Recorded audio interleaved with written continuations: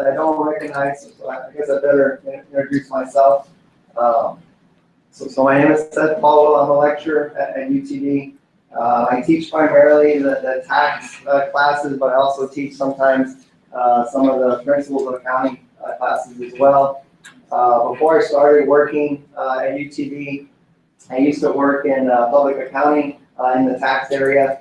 And that's when I originally got affiliated with the Texas Society of CPAs, which is what I'm going to talk to you about today. This particular organization, it's made up of, as you might not be surprised, it's made up of Texas CPAs. So it's a group of Texas CPAs, and the purpose of the organization is to support those CPAs, provide opportunities for them for growth, and for benefit, as well as to promote the CPA throughout the state, as far as making CPAs more recognizable so the public knows more about them, educating the public. So that's the purpose of the TSCPA. And what I want you to think about today is why you might want to join it in the future. What are some benefits of being part of the TSCPA? This particular organization, it's made up of local chapters. So there's the Texas Society, but there's 20 different local chapters. So obviously, the one for us is going to be the Rio Grande Valley chapter. So you'll see the ones that are listed there. Our chapter here in the Rio Grande Valley, it's spread out a lot more so than some of the other chapters. Because we have members from Brownsville, but we also have members in the Upper Valley and say McAllen, Edinburgh area. So it's kind of spread out, which makes it a little bit difficult as far as getting everyone together at the same time. When you live in a bigger city, you're kind of used to driving 30, 40 minutes to get there because there's always traffic. But when you live, say, in this area and somebody says, oh, you need to drive to Harlingen. Forget it. You know, I'm not going to do it. It's too far. So you can see where if they have a certain event in Weslaco or in McAllen, the Brownsville people are not always going to want to travel to that, and the McAllen people vice versa if they have something in Brownsville. So there's some challenges related to that. And one of the things that's been talked about before is maybe splitting up the chapter into two chapters, a lower and an upper valley, but that's kind of something that may happen later. But as far as some benefits of joining the Texas Society, one of those benefits is going to be continuing education. As a CPA, you're required to have 40 hours of continuing education every year, and the Texas Society offers those opportunities to do that. Some of this is through the local chapter, the Rio Grande Valley chapter. They have live seminars across the valley throughout the year, as well as the Texas Society itself as a whole offers seminars throughout the state. So say, for instance, one of the seminars that the Texas Society, not the local chapter, offers is there's an event in South Padre Island, and a lot of CPAs from other places within the state like to come down to that event, say during the summer, so they can relax at the beach and do some of their continuing education at the same time. So you'll see those opportunities in different locations throughout the year. Also, they offer opportunities to get continuing education online through webinars, or also just self-study that you can do on your own through the internet. By going to some of these events, one thing that you're able to do is to network with other CPAs. And this can be something that's really beneficial from a professional standpoint because you meet people with similar interests, different backgrounds though, and you can learn things from them. And what may happen as you're working through your practice is you may have met somebody that's an expert in some other area, and you may get a client in that particular area, and then you can talk to that particular person about that issue, or maybe you refer clients to each other. So that's definitely a benefit of being part of the Texas Society, is just meeting other CPAs and learning from them, or just getting to know them. So that's one reason to be part of this particular organization. Something else that's beneficial that they added, I guess maybe within the last 5 years. They have a program called Ask a Member. This Ask a Member, they try to get people who are experts in particular areas. And what you can do is you could go to the website and it'll give you a list like this person is an expert in estate planning, or this person is an expert in international taxation. And if you get a new client, you may not be familiar with that particular area, and you are able, by being a member, to contact that particular person and talk kind of informally or email that particular person to get more information about that particular topic. So that's something that is helpful, being a member, that you can bounce that off, somebody that's an expert in that particular area. Some other benefits, there's a magazine, a monthly magazine that the Texas Society prints and mails out on a monthly basis, as I mentioned. And this particular magazine, it helps you to keep current on whatever issues are going on with, say, federal taxation or state taxation, obviously within Texas, as well as with financial accounting, managerial accounting. So to help you stay up to date, that's what the Today's CPA does for you, that particular magazine. Some other benefits, as a member, you're eligible for certain discounts. So say you can get discounts on travel. You need to go to Houston for a meeting with a client. There's discounts on rental cars, on hotels that you can get by being a member of the Texas Society. Sometimes as a CPA, you need professional insurance, liability insurance, because unfortunately, your clients may try to sue you at some point, and having insurance can help you, obviously, and you can get discounts through the Texas Society for that as well. Some other discounts that are available are on computers and office supplies.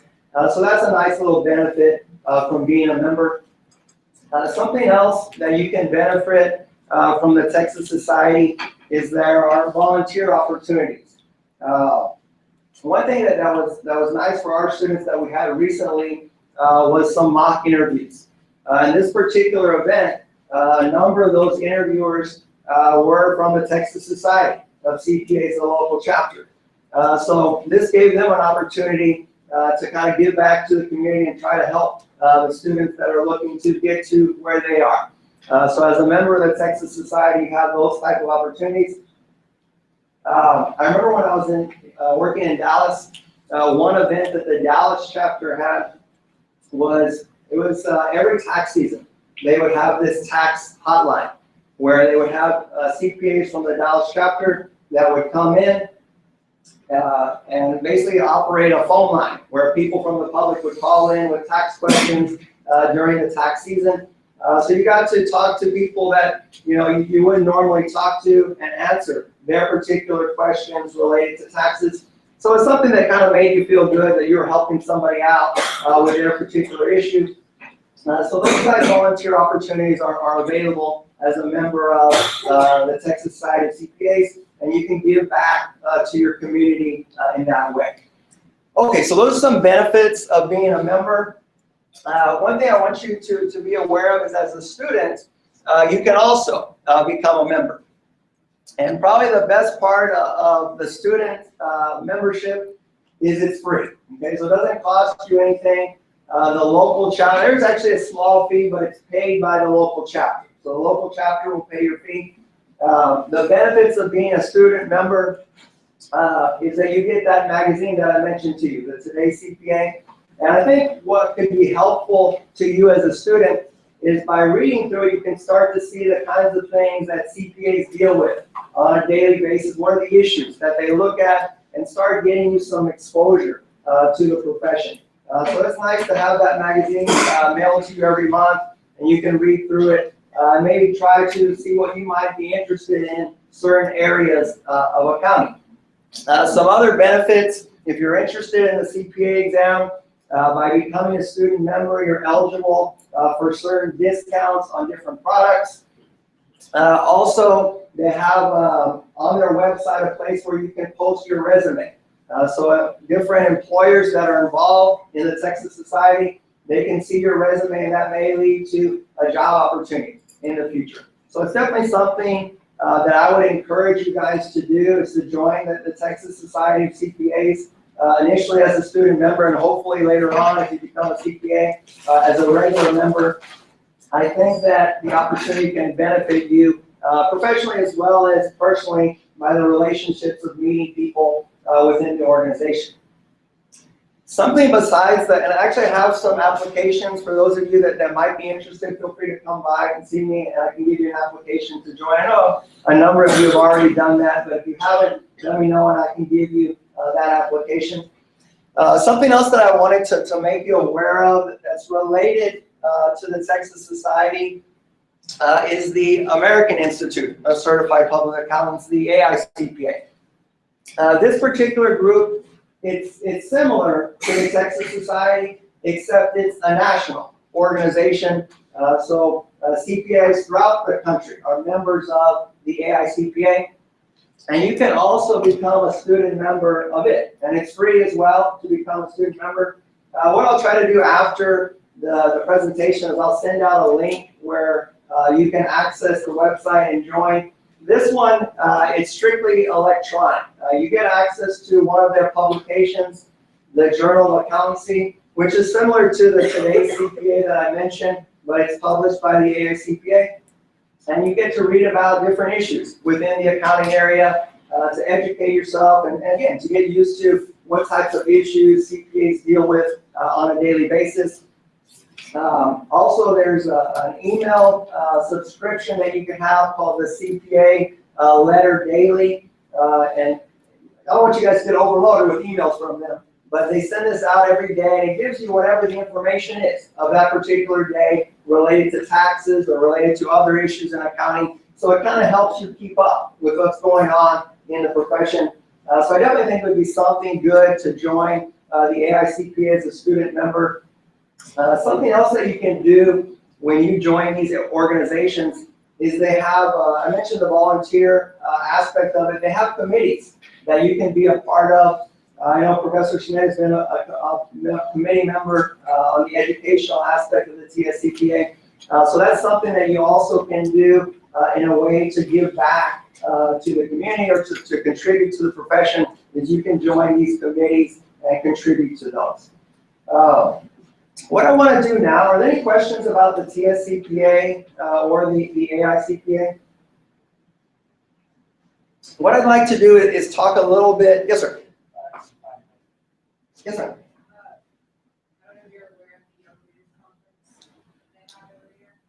I've heard of it. Why don't you talk a little more about it? I didn't go last year, but I went to the year before.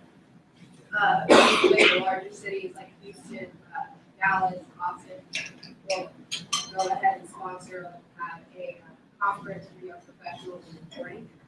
And what happens is there are a lot of students, a lot of young professionals underneath the age of 40 that go to these conferences, and you also get your CPE credits from there. You really need to go to, if you've never been to a conference, I've heard one, either with IMA or Texas CPA, because you get to have discussions that you don't necessarily have in the classroom. You get to have an interaction with people from different stages in their career. So you get to interact with students, you get to interact with people that just passed a CPA or just becoming a CPA. And it's just a really neat environment to be in for about 2 days. So that's another benefit about being part of the Texas CPA. Not only do you get to put in your resume, you also get to very important to network if you plan on becoming a CPA and looking for job offers. Making those connections really early on, even with people your age or in the same part of your career, really helps you live on. So that's just been my experience. I made some really great connections when I was there. I went to Houston 1 2 years ago last year, and in Dallas. They haven't announced one for this year, so that's definitely a benefit. Okay, I agree. What I'd like to do now is to talk a little bit about accounting careers. I think some of you may have been present the last time I was here, which actually doesn't seem like that long ago. It was just a couple months ago. And I started talking about accounting careers. And I want to do that a little bit right now, just because I think it's always something good for you to have on your mind is, when I get out of here, I want to get a job. I don't just want to have an accounting degree. Obviously, I want to have a job as well. So I want to talk a little bit about what are the different opportunities that you have as an accounting major. Actually, before I get into that, one thing that I want to stress to you is to really work on your resumes as far as having that in the best shape that's possible. Because initially, when you apply for an internship or you apply for the job, they see your resume. That's what's gonna that's what they're gonna look at to determine, I want to interview this particular person. And if your resume is sloppy or it's disorganized, you may be the best candidate that's out there, but you're going to be eliminated because of your resume. Okay, so just make sure that that's the first step in any type of job search, is to get your resume in good working order. I know the Career Services has told me that they're happy to work with students on their resumes. Jaime Villanueva, you may have heard of him. He works at Career Services and he works directly with students on their resumes. So feel free to make an appointment with Career Services, bring your resume, and have them look over it and try to help you to improve that particular resume so that it really highlights what you can do or what you've done in the past. Something else that I want to mention related to that, whenever you go to an interview, you want to present yourself obviously really well, as best you can. So always dress kind of as your whatever the best dress that you have. If you have as a male, if you have a suit, wear your suit to the interview, or as a female, whatever the best professional outfit you have, that's what you want to wear to that particular event. Also, you want to really know your resume. And you want to know your resume back and forth.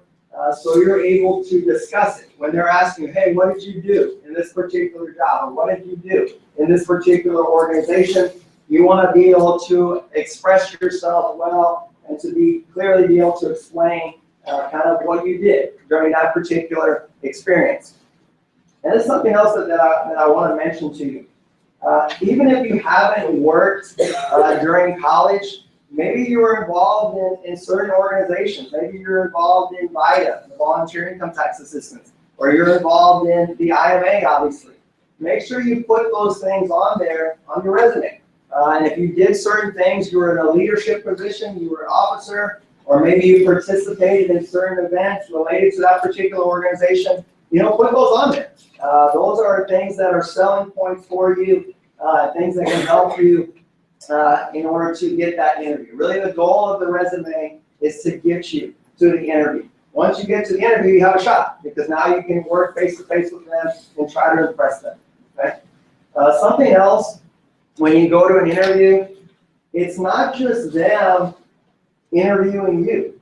It's you also finding out about them. Okay? So whenever you go to an interview, you should have some questions ready that you want to ask this particular employer as far as about their organization. Why did you decide to go into public accounting, or whatever that particular person is? What are the aspects of the job that you like? What are the aspects of the job that you don't like? What would a person in my position be doing on a daily basis? So you should try to find out, is this as good, not only for them, are you a good fit for them, but are they a good fit for you? Okay, so those are the things you should be trying to do when you go into an interview. Okay, so what I want to look at now is what are some different areas that accounting majors can work in. And one of the good things, obviously, about being an accounting major is there are a lot of options.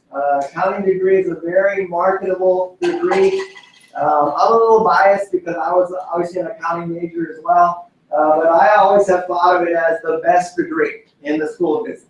Okay? It's the one degree that you have the most opportunities. And one nice thing is, even if later on you decide you don't want to do accounting, having an accounting degree can still benefit you. People that run businesses, a lot of them are accountants, or at least were accounting majors at one point in time. I think that, I want to misquote it or not remember it correctly, but I'm pretty sure that the CEO of Nike, Philip Knight, that he was an accounting major. He went on, obviously, to run that particular company, So you see that all across the business world, people that are accounting majors, they're in all capacities of business, not just within the accounting firm. So if you're thinking right now, you know, I don't really want to work in public accounting, or I don't want to work in the accounting department of this particular company, I just want to do something in business, so I should switch majors. No, don't do that. You're still going to be in a good position being an accounting major. If you want to run a company, you're going to have to understand the financial information. Who understands the financial information best? Accountants. Yeah, accountants do. So just understand that you can do more than just accounting if you want to with an accounting degree. Areas specifically, though, within the accounting world are ones like public accounting. Is an area that many accounting students initially go into. You can work in industry, you can work in government, you can work in academia, you can work in other nonprofit areas as well. So there's a lot of different areas that you can work in. I want to start by looking at public accounting. Primarily, the type of work that you do in public accounting is either going to be tax work or auditing work. Those are kind of the two traditional functions of accounting firms. They do audit and they do tax work. Obviously, this time of year, many accounting firms, or almost all accounting firms, are very busy in tax season. They're preparing tax returns for individuals, for businesses. They're very busy within that. As far as internship opportunities, that's something that you should think about as far as, since they're so busy this time of year, it's a good time to contact them, or actually before tax season to contact them, but it's a good time to work for them. Because typically, since they're busier during this time of year, they have a need for temporary people. So you may be able to work for a particular accounting firm during tax season, or maybe they're also busy with their audit season at the same time. Public accounting can be very seasonal. You have periods where you're very busy, and you have periods that they are not as busy. One of the kind of the struggles of say, being in management or being an owner of an accounting firm is trying to spread the work throughout the year so to keep your staff busy during the entire working season. But definitely tax season, January, February through April, accounting firms are very busy, as well as a lot of individuals and businesses get extensions. So when you're coming up on the September 15th extended deadline, the October 15th extended deadline, accounting firms are also very busy during that time of year as well. Some benefits of working in public accounting is it's really something that is a resume builder. I know for myself, working in public accounting, if I hadn't done that, I wouldn't have the opportunity that I have today. I wouldn't be able to work at UT without having the experience that I had before working in the tax area. A lot of people that go into public accounting, they don't stay there for their entire careers, because it is, you do work a lot in public accounting. That's one thing that happens. Some people really like it and they stay there their entire careers. Other people, they decide after a while they want to do something else. They want to move into industry, they want to work for government, or they want to go into teaching like me. So it all depends. But you get really good experience working in public accounting. One of the advantages is working with clients and developing those people skills. If you end up working in public accounting, one thing you want to do is talk with your supervisor and try to get them to take you with them to meet with clients. Because that way you start getting exposed to, how do they conduct the meeting with the client. And you can learn from them, and you can kind of observe yourself what worked and what didn't work, and eventually develop your own style for when you're in that position as a manager to run a particular engagement. So if you end up doing that, really try to work with them to get some experience meeting with clients, because it really is a skill to be able to speak with the client properly, and it can only be developed through experience. Something else about public accounting, I mentioned that it's seasonal. You do work longer hours during tax season. It's not uncommon to have to work in the evenings, also to sometimes have to work on weekends. Within the public accounting area, you have firms that are different sizes. Some of you may have heard of the big four accounting firms, Ernst & Young, Deloitte, PwC, KPMG. Those are the big four accounting firms. These particular firms only really operate in the largest cities throughout the country. So unless Brownsville gets a lot bigger, you don't expect them to come down to Brownsville and open an office. But they do have offices, say, in Dallas and Houston. All of them are there. Some of them have offices in San Antonio and Austin as well. But it's really just in the major cities that you end up working within the big four. That particular route, because it's such a large firm, you really become very specialized. If you work for a big four firm, it's not really just audit or tax. It would be like, I'm going to focus on corporate tax, and that's really all I'm going to do. Or I'm going to focus on working in partnership tax, or I'm going to audit just restaurants, or I'm going to audit just the telecommunication industry. You become very specialized working in the big four versus with a local firm. Depending on the size again, if it's kind of a medium-sized local firm, then you may just do tax, but you'll work with all kinds of different clients, big and small, versus if you're working for, say, somebody who's a sole proprietor, you may end up doing tax, you may be doing audit, you may be doing bookkeeping as well. So it just depends on the size of the firm. The opportunities can be different. If you want to do it all, sometimes the local firm benefits you best because you get the opportunity to do all those different things. You can go to the big firms, the big four firms, and work there and ask them to do, like, you're in tax, I want to do audit as well, but it's a little more difficult to do that. Typically, you get into one area, and that's the area you're going to work with it. Okay. Really, one benefit of the big four is the networking. You meet a lot of people that are the same background as you, same age, and you build those relationships.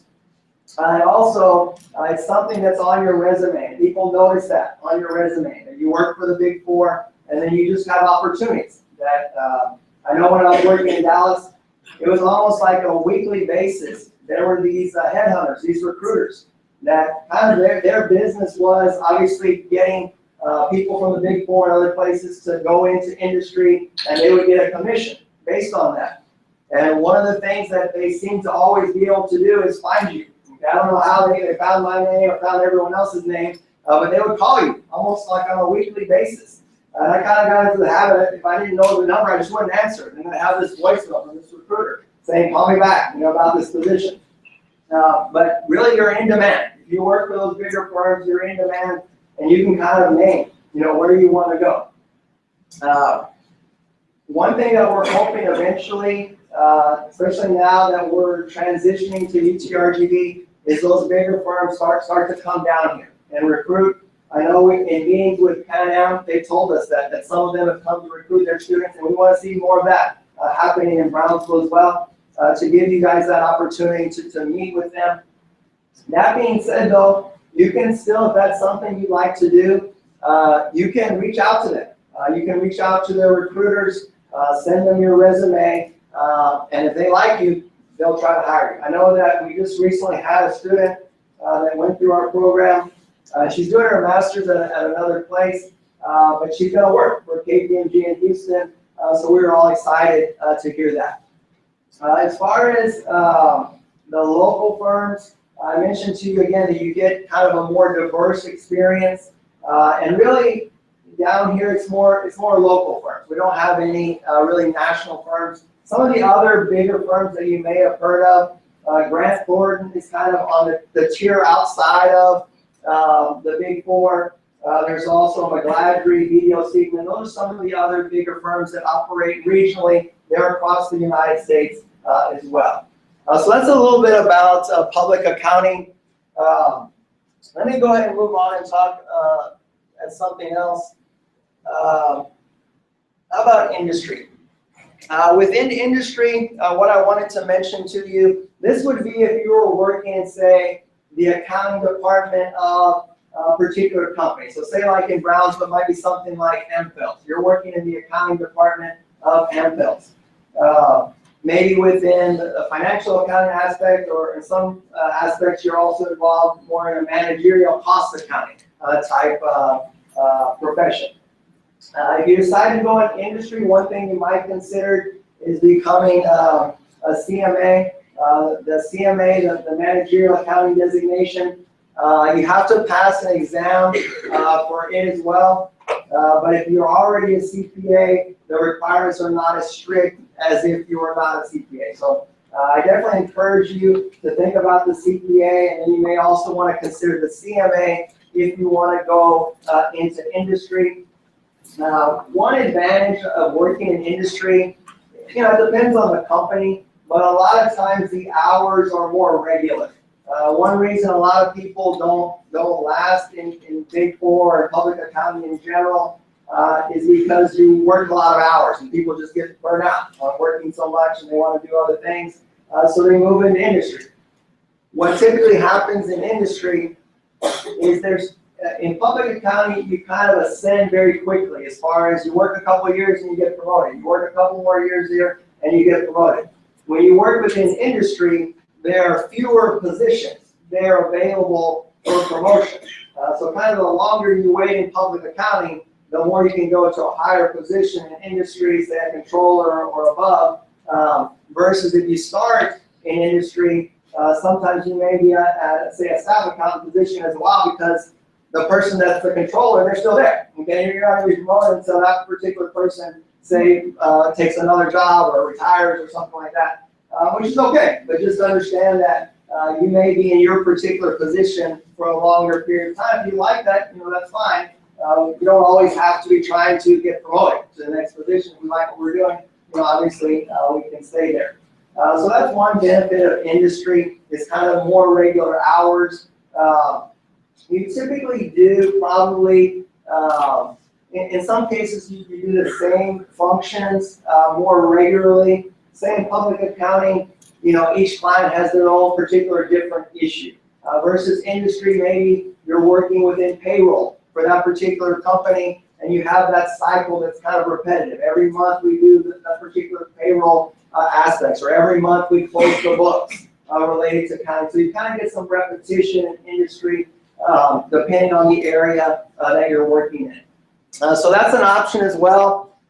Let me mention a little bit about the next area, government and nonprofit. This is something, actually, let me take a step back in industry for a second.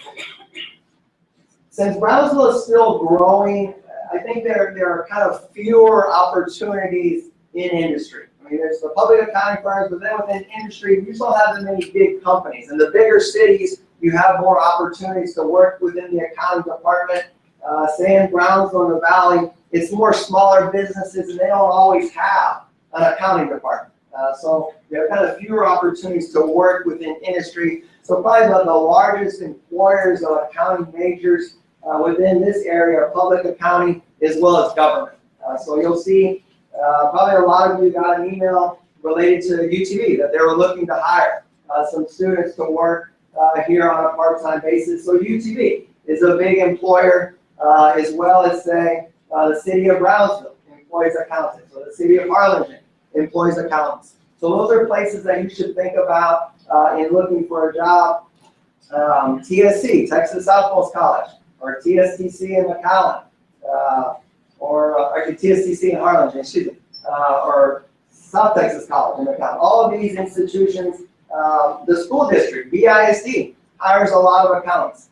So don't just restrict yourself to, say, public accounting or industry. There are a lot of opportunities in government as well. And typically government offers good benefits. And even you can go more of on a national perspective, work for somebody like the IRS.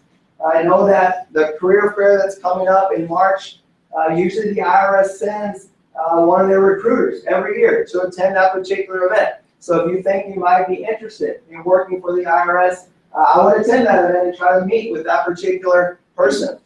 We were fortunate enough also at the mock interview event that we had, they sent one of their IRS special agents to come to interview some of our students So if you're interested in that particular area, there are offices here, IRS offices here in the Valley.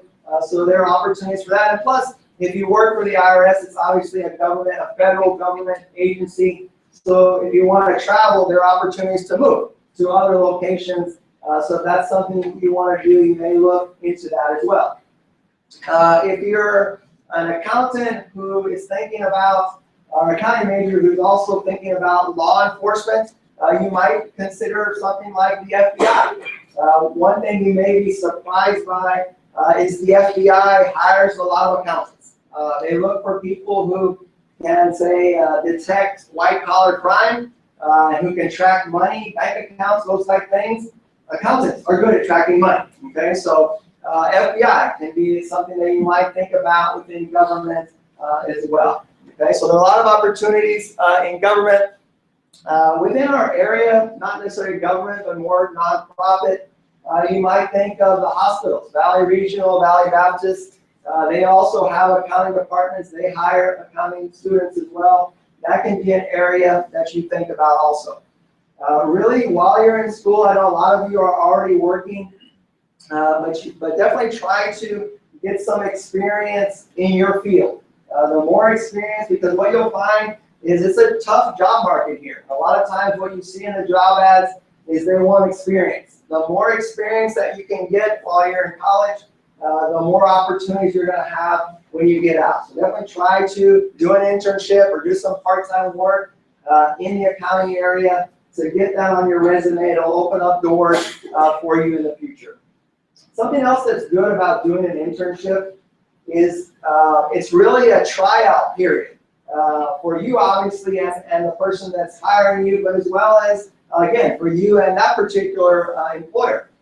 If you do well, there's a very high success rate that they will want to hire you full-time. You see that a lot. Somebody does an internship, and then they come back, they finish their school, and then that place will hire them again to work full-time. So definitely think about it and look into doing an internship. You can talk with Professor Schmidt. You can even get credit as a particular course for doing an accounting internship. So I think that's something else to really think about. Let's talk a little bit. I think I'm running close out of time, but let me just mention one more thing. Something else that you might consider eventually is working in academia. If you really like school, which you may say, well, I don't like school. Well, we don't consider it academic. But if you really like school, if you like being a student, then that's what professors do. Professors are basically full-time students. They work on studying their particular area kind of on a full-time basis.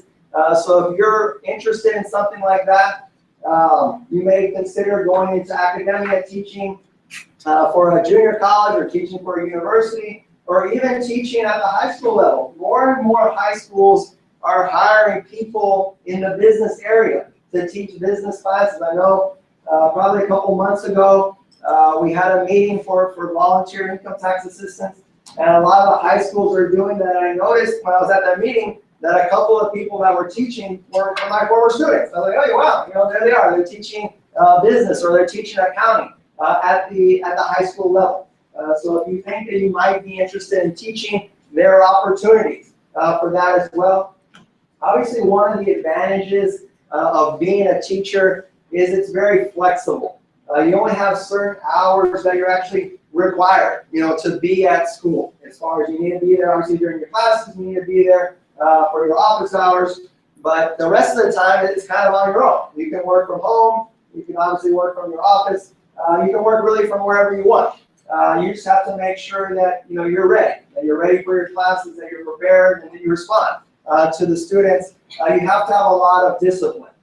So if something where maybe you don't work as well in an unstructured environment, you kind of need somebody to be telling you this is what you need to do, then teaching is not for you, because you're really very much on your own, coming up with your lesson plans. And initially, it's not an easy job, especially when you first get started. I know from my experience, I worked in public accounting, and then I came to UTB, and I was expecting kind of some training maybe on how to do the job. but I didn't really get that. They kind of said, here's the syllabus, here's the textbook we used last semester, good luck. I'm like, oh, okay. So, you kind of learn on the fly from that perspective.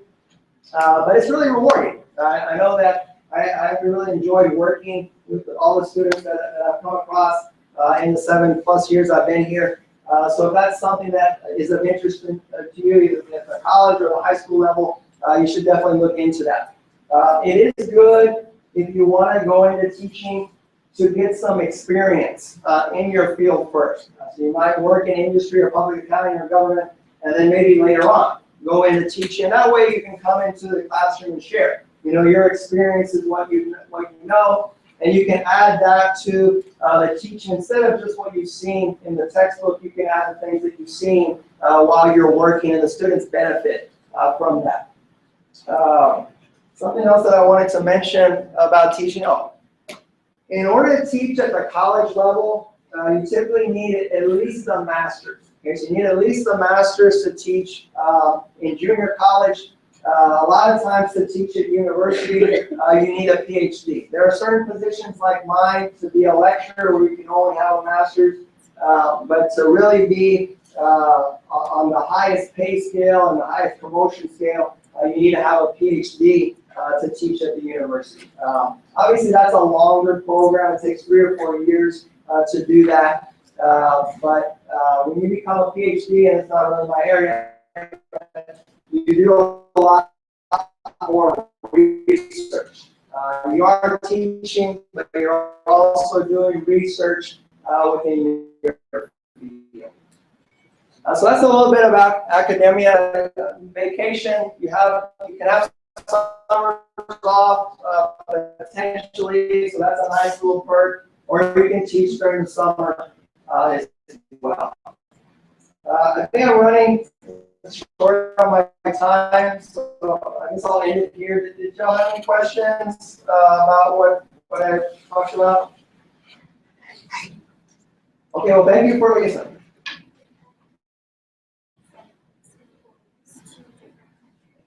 I like to travel and. So you're asking about a job within accounting where you can travel? Yes. I think from that standpoint, probably working for the Big Four, you can have that type of opportunity because they have offices across the country, across the world. So there are opportunities. I know I had some friends that, I was working with, one of them went to work in Switzerland. He found a job there and he worked there for a couple of years and then he came back. So definitely within the Big Four, there are those types of opportunities. That's the one that comes to mind as far as international. Also, other multinational companies, if you were to work for, say, somebody like Microsoft or Google, a company like that might have opportunities to work in other areas across the world. But it really has to be a big company. Your smaller companies, you're not going to find those opportunities. Well, thank you for having me come speak to you guys.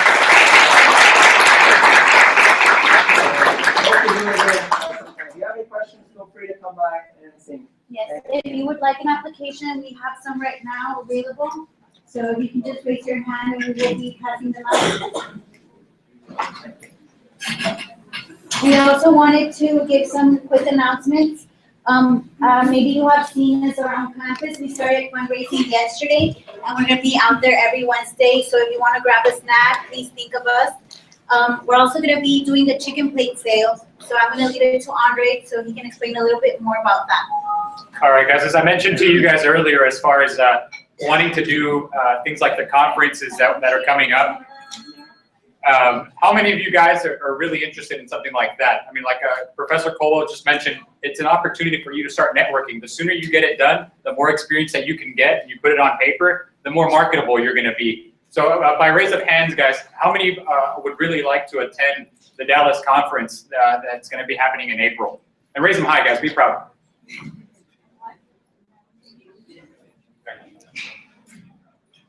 Okay, great. And that does not mean that what I'm about to tell you guys doesn't pertain to everybody else, because we would love everybody that's obviously here is a part of IMA, wants to continue being a part of IMA, to be involved. And that's something that you have as far as in an interview process. like Professor Colwell was mentioning, maybe you haven't been working or you've just been a student, but that's something you can talk about with an interview. They say, hey, what have you done? What experience do you have? Well, I'm a student, but I was also involved with IMA. We did various fundraising events. I was part of coordinating one of them, and we were able to raise, let's say $3,000 within a 2-month period. And then they're going to ask, well, how did you guys do that? Well, we started coming up with ideas as far as how we could pitch it to the students around campus, and that's just stuff that you get to talk about. And the next thing you know, the guy or the person that's interviewing you is very interested in you, and they say, yeah, you know what? They might not have experience, but at least I know that they're willing to work and they're willing to put themselves out there, which is what they're looking for. I know some of us had that experience in Indianapolis. We got a couple of internship interviews that went very well for all of us, and it's just because we went and put ourselves out on a limb. So on the 21st, a week from this Saturday, we will be having our second chicken plate sale. What we do in essence is we get IMA and we coordinate with Ed Payne Volkswagen here in Brownsville. So we're going to be passing out the tickets for everybody that's interested in the conference, guys, not just the one for Dallas in April, but the one in Orlando in November. Your time starts now, as far as us as an IMA being able to help you with, let's call it somewhat of a financial aid so that you can attend. Because obviously, guys, it does take some expenses to get there and be there while we're there. Dinners, lunches, things like that. And so we really want you guys to have the opportunity to put in the time to volunteer. So make the hours that you need to volunteer within IMA, but also get that time and opportunity to develop yourself within the IMA. If next semester you're really considering a leadership position, at the end of this semester, we'll do the elections. You can say, hey, you know what, guys? I started this semester. I got really involved. I helped fundraise. I want to continue being a part of IMA, and I want to lead it into what will become UTRGV IMA. This is the time to start, guys, and it's a kind of a serious thing because we want to make sure that you guys get the opportunity. So as soon as we're done here, guys, go ahead for everybody that's interested in the conference, and for those of you that are just interested in helping out and being a part of the fundraising, I'm going to go ahead and start passing out the tickets. There's $6, guys, per ticket, so people know that you can rice and beans, and then it'll be a water bottle or a can of soda. We'll have different flavors. And then also, that ticket at $6, you're like, oh man, that's expensive. My grandma's not gonna want to buy one. Maybe if it was $5, let her know that her ticket will actually be put in a raffle as well for a $20 gift card to Chick-fil-A. So if our chicken wasn't good enough, they can get some Chick-fil-A to make up for some of that flavor, right? And that's something that, again, guys, that we learned as a group, as a team last semester, trying to develop an idea as to how we can market ourselves, how we can make some money to be able to help ourselves out in the future. Guys, that I really strongly recommend that you be a part of as soon as possible so you can start developing yourself. Does anybody have any questions, comments, concerns? Yes, ma'am. Oh, yes, I'm sorry. That's a perfect question. So in essence, guys, the pickup of the food will be at Ed Payne Volkswagen from 12 to 3. And that's actually written on the ticket. All the information that you need to tell the person is on the ticket. But we would like it, as many of you as possible, to attend. We're going to be there from 9 in the morning till 3 in the afternoon. It might sound like a long time, and you're like, oh my goodness, why do you have to be there so long if people are going to pick up the plate from 12 to 3? Well, we got to get the grill going. We got to get an organization. We run ourselves kind of like Chick-fil-A. We go ahead and make the food when it's ordered or when the person comes up and says, hey, I have 3 tickets because I bought 3 tickets from NODA. Okay, and so we'll go ahead and set it up that way. So again, guys, we'll go ahead and meet here at the front. I'll get you guys to sign up so that I know who's involved and who I'm giving tickets to, how many I give you, so that way we know how much money to get back or tickets to get back. Anybody have any questions, comments, concerns? No? Okay. No. Okay, so we had a meeting this Tuesday at Mr. Geeks for people that were interested in attending the conference, like Andre said. But if you also just want a little bit of more information before you start fundraising, also come down to the front and we'll answer any questions. We'll get your contact information to coordinate you to participate in our Wednesday fundraisers and also to give you the tickets. Another important announcement is that if you wanted to place an order for white polos or the white t-shirts, if you can come down as well. And Frank here, he will take your information and payments for the t-shirts and the polos. Again, if you have not filled out your membership application fee for your member IMA, she will accept the payments for the membership application. You can still turn it in. If you don't have a form with you, we have some more that we can provide you with. And please take in mind that this fundraising activities that we are beginning to do this semester is a serious commitment. So if you are willing to go out there and take the time and effort to be with us in the sun and grilling chicken or like bringing down all the stuff, I mean, we really want you on our team, and we're gonna help you out as long as you also put in the time to help us out. It's a give and take situation.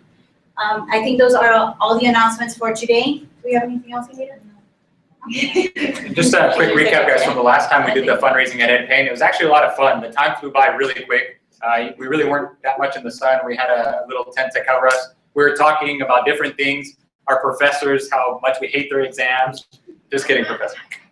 Different things like that. So we have a lot of fun, guys. I can tell you personally, the two positions that Professor Cole was talking about earlier with the university, I work for the university at the accounting and finance office. If that was something that interested you guys, if you saw the email, but you're like, I don't really know, or I don't really care, or whatever, feel free to approach me, guys. I can tell you a little bit more about it. We really hope that you guys enjoyed coming to the meetings, guys, and you're getting a lot of out of the presentations and out of ourselves. And like Nora says, guys, it's a give and take, but at the end of the day, we're all IMA.